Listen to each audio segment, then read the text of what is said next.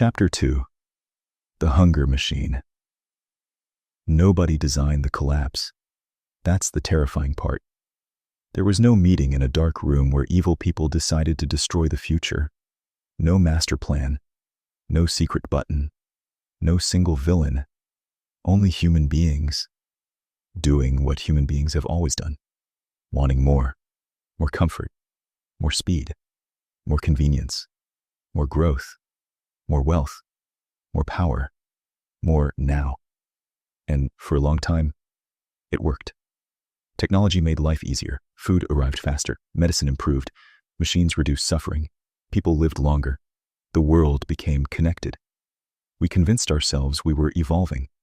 But evolution without wisdom is just acceleration. We built systems that rewarded extraction instead of restraint. The forests became lumber. The rivers became utilities. Animals became inventory. Human attention became a product. And eventually, human beings themselves became data. Everything had to grow. Every quarter, every year, every market. More production, more consumption, more efficiency. Because somewhere along the way, humanity confused growth with meaning. And nobody stopped to ask the obvious question. What happens when the machine becomes larger than the species controlling it? Not a literal machine, a civilization machine, an economic machine, a psychological machine, a machine that trains people from birth to consume more than they need while feeling emptier every year. We called it success, even while depression exploded, even while loneliness became an epidemic, even while children stared at screens longer than they stared into another person's eyes. We kept going, faster, because slowing down meant falling behind, and falling behind became the new death. That was the arrogance, not technology, not wealth itself. The arrogance was believing intelligence automatically creates wisdom. It does not. Human beings split the atom, while still struggling to love one another. We built artificial intelligence before understanding natural empathy. We learned how to automate labor before learning how to distribute dignity.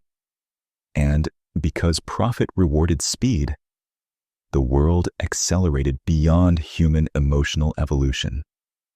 That is why everything feels strange now.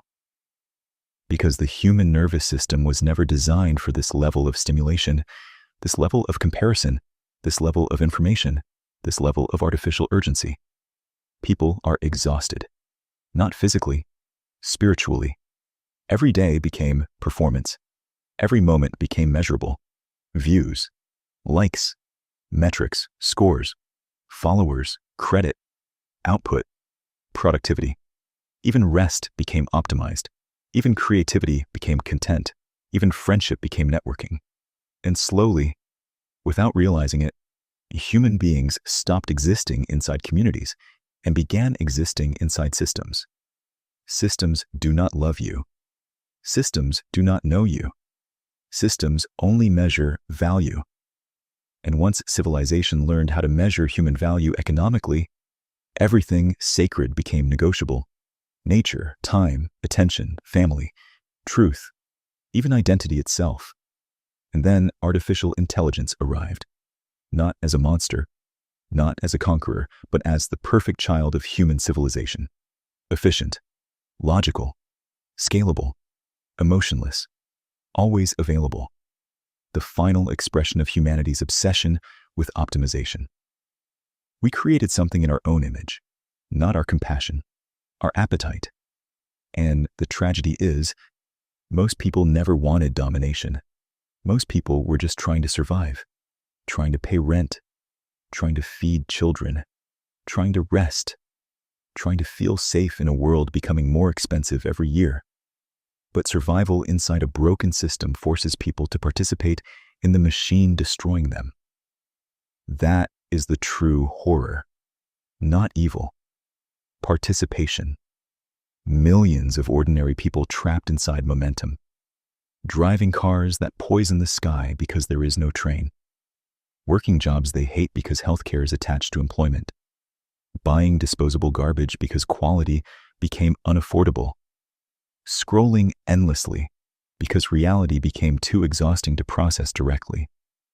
Nobody wanted the future to become this. But wanting and building are different things. Civilizations do not collapse because humans are monsters. They collapse because humans normalize what should horrify them. Little by little, year by year, until the abnormal becomes invisible, until loneliness becomes culture, until exhaustion becomes identity, until children grow up believing life is naturally anxious.